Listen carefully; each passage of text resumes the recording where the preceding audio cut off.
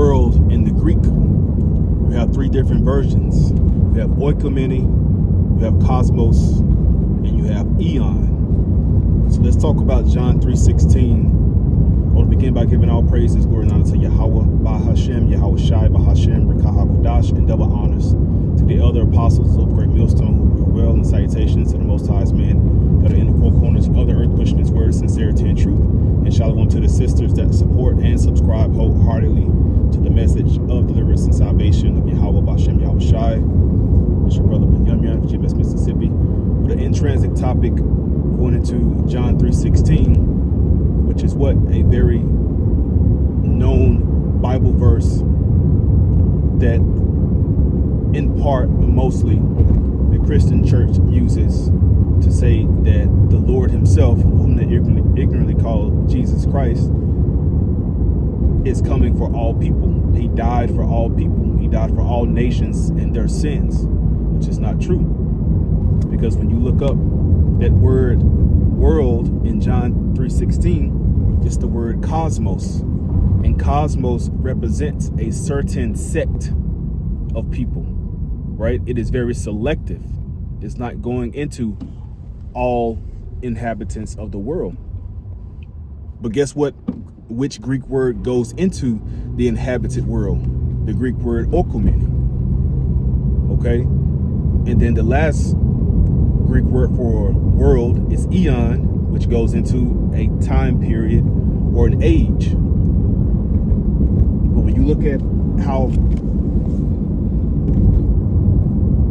starting with the Christian church, because why they were trying to establish their own particular level of righteousness and spread it out throughout the entire planet Earth, beginning with the Roman Catholic Church. In the Roman Catholic Church sprung out these many churches and these many religions.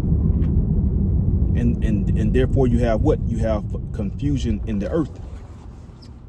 But as we know, through the interpretation of the Spirit and not man's interpretation, that the Heavenly Father has chosen a particular people, and he also calls us a peculiar people unto himself. And with us being a peculiar people unto Yahweh Bashem Yahweh Shai, he has what? He has made us different and set us apart above all people on the face of the planet. He's made us different. And that's why when you look at certain curses, or all the curses rather, but certain ailments, they befall mostly whom? The so-called Negroes, Hispanics, Latinos, and Native American Indians. Specifically, let's speak upon the dietary law. The dietary law was a law of food consumption given by the Heavenly Father, right, unto his people. And that's why when you look at the so-called Japanese or the so-called Chinese, different Asiatic nations of people, they do what? They eat shark, they eat octopus, they eat four-legged dogs, four-legged cats, they eat rats, they eat a lot of abominable foods, pursuing back into what? The Levitical law in the book of Leviticus, going into what thou shalt eat and what thou shalt not eat. But these other nations, right? Ammonites, Moabites, as I just mentioned, the Ammonites being the Japanese and the Moabites being the so-called Chinese. And this is just specifically just speaking upon this topic. They don't have the gout, they don't have the high blood pressure, they don't have the obesity, they don't have the die early, die slow effects of the foods that they consume. Why? Because that law wasn't given unto them. That law was given unto the children of Israel. What's another law that was given unto the children of Israel? That thou shalt not have no other God before me. The Most High gave these other nations their idols. He gave them their own gods, gods of wood, gods of stone, gods of Baal. And that's why you have what you have, Buddhism, and you have different idols that these nations, right? Mecca, the Rock, whom these nations call their own. And the Heavenly Father has no problem with that. Why? Because the only people that he has a problem with worshiping other idols and serving other idols than the Most High himself is the Most High having a disdain towards that concerning his people and his people alone. So John 3:16, for God so loved the world that he gave his only begotten son, is not talking about the entire world and its inhabitants thereof. And the only people that the Most High has chosen and selected, whom he has deemed the apple of his eye, are the Israelites. And in today's time, the lost sheep of the house of Israel. So these individuals that are considered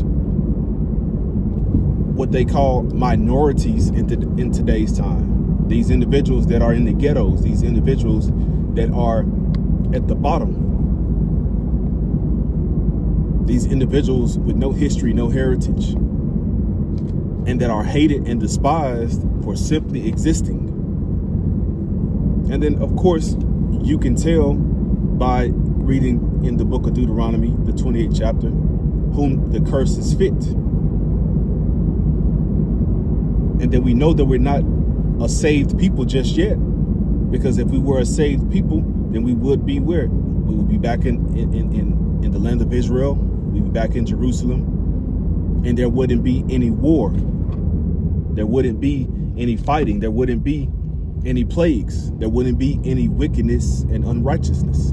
But what do we have? That's exactly what we have in today's time. And we even have it over there in the land of Israel, which proves what? That proves to you that they aren't the people of the Heavenly Father. And with them having the Ish on the back of their title, Ish goes into what? Ish goes into something like. Have you ever had a blackish jacket, a brownish coat, a whitish texture of something? Why? Because it was not fully and completely that, but it was something like it. And so you have imitators that are imitating to be the sacred people of the Heavenly Father. And they purposely did that in order to continue to hide the true identity of whom we are as a people. And even in today's time, they still try to hold on to the ideology of being the sons of Jacob, of Yahweh, whom they call Jacob. You know, but the 12 tribes of Israel are an amazing people, and the Most High, you know, as it is written, coined them, or coined us as what? The salt of the earth. And we haven't lost our Savior. You know, all nations of people desire what? They desire to mimic who we are as a people. They desire to mimic our flavor, our pizzazz, our skill set, our looks, our complexion, our intellect, our intelligence, so on and so forth. And when you read in the Apocrypha, it goes into how the Heavenly Father has selected one grape from a cluster of grapes, and which symbolizes what? It symbolizes, and let's use it in this particular context, on that grape of the cluster of grapes is what? Many grapes on a vine. And the Most High did what? The Most High plucked one away and preserved it unto himself. Us as a nation of people, being the Israelites, and then also in these last days, the elect, who are the Israelite of the Israelite. You know, because yes, we do have wickedness amongst us. And as it is written in the book of Zechariah, the Heavenly Father is going to destroy 2/3, right? As it's written, 2 parts therein shall be cut off. And the Most High is going to destroy them and bring them unto death, condemnation, and judgment. You know, but the world will have you believe that you're a fool. They'll have you believe that you're foolish. They'll have you believe that there's something wrong with you. And not that they would have you believe that, but that is what that is what their intention would be. That is what their intention is. They want to break your faith. They want to break your confidence. And they want to break your trust that you have in the Heavenly Father, Yahweh B'Shem Yahushua. And they want you to not believe that you are capable of being a son or a daughter of the Most High Power. But then all the while, they secretly are taking on that identity themselves. And that shows you the trickery of the devil. It shows you the trickery and the falsehood of those who deem to uphold righteousness, who deem to uphold the ideology of in God we trust. But none of it is true. And the Most High has brought out the lies. He has uplifted the skirts. And then that veil of confusion has been broken down. You know, it has been removed. And that's why the hopeful elect members out there, they're able to see clearly, you know, everything that is happening in the spirit. You know, because all things are spiritual. This is a spiritual battle. This is a spiritual warfare that we are fighting day in and day out. You know, and we have the spiritual demon Satan who comes and combats you. And then we have the physical demon Satan who comes and combat you. But all things do what? All things work out for the good of them that fear Yahweh B'Shem Yahushua. So we have to trust in the Lord continuously and pray that He directs our path. Continue to guide our every footstep and hold our hand all the way through and through. Right? Because as is written, your adversary, the devil, as a roaring lion, he walketh about, seeking whom he may devour. And we can get caught up by the spiritual demon Satan, and then we can get tripped up by the physical demon Satan from all of the systemic roadblocks and the physical roadblocks that he sets as a natural man against us in his current life.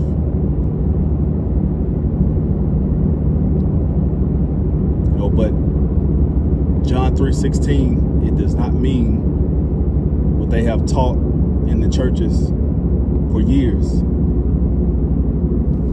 You know, because the original teachings and the breakdown of that coming from our own people, so to speak, you know, that was a curriculum of doctrine that was purposefully handed down, you know, because contrary to popular belief, these preachers and these pastors that exist in today's time, and I'm gonna call them the preachers and the pastors of today's Christian and modern churches, you know, these guys just didn't all of a sudden appear one day being ordained by the Spirit of God, as they call it,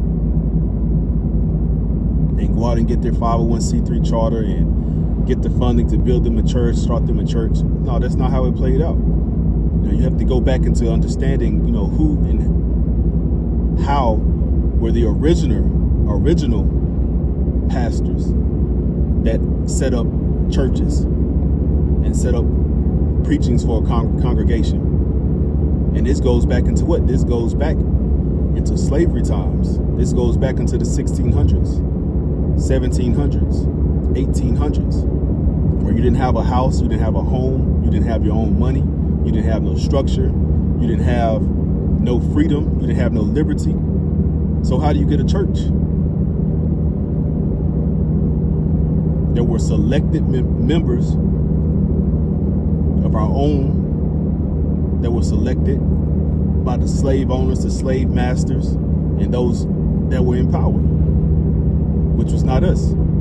The buildings that they preached in, who built the buildings? The slaves built the buildings. Who financed it? The slave owner, the masters. And why? Because they realized that we were what? That we were a very spiritual people, and we needed a God to worship, and we needed to be comforted by the word in order to feel fulfilled and continuing to serve through slavery. So they said, you know what? We're gonna build them some modest temples, some modest churches, and we're gonna set up some good niggas. We're gonna pick up some good niggas. I know John, that boy John, he's a good nigga boy. And he listens. So they picked the ones that were very pliable, meaning that they didn't have a spine, they didn't really have a true backbone to stand on. So they were able to be coached down the way of, now this is what you tell them now. You know, you tell them that I'm your master. God made me your master. You must obey your master. And different things of that nature. You know, so just jumping back into John chapter 3 and verse 16. You know, all nations of people on the planet are not all nations of people that were chosen by the Heavenly Father. You know, and that's the point. The Most High has set up the Israelite man, the Israelite woman as his chosen people, and his only begotten Son, who was crucified and put to death. You know, he died for the sins of us as a people. So when he comes and returns the second time, as it is written and point made in the book of Acts, he's going to come back to redeem that same foresaid people. So Lord willing, you receive some edification from this quick in transit. I will end off by giving all praises, glory, and honor to Yahweh, Bahashem, Yahushai, Bahashem, Rakaha, Kodash, and double honors to the other apostles of Great Millstone who will well in salutations to the Most High's man, the four corners of the earth, pushing the word in sincerity and truth. And shalom to you sisters out there. Shabbat.